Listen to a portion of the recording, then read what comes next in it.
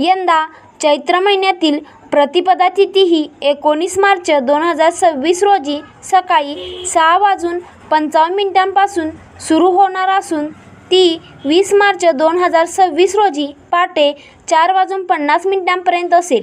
अशा परिस्थितीत उदयतिथीनुसार 19 मार्च रोजी गुढीपाडवा हा सण साजरा केला जाईल.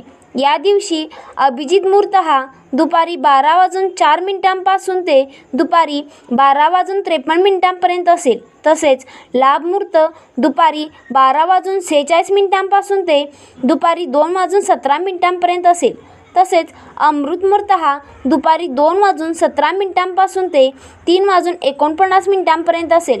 गुढी उतरवण्याचा शुभ मुहूर्त हा 19 मार्च रोजी संध्याकाळी 5:18 पासून ते संध्याकाळी 6:49 पर्यंत असेल. राधे राधे.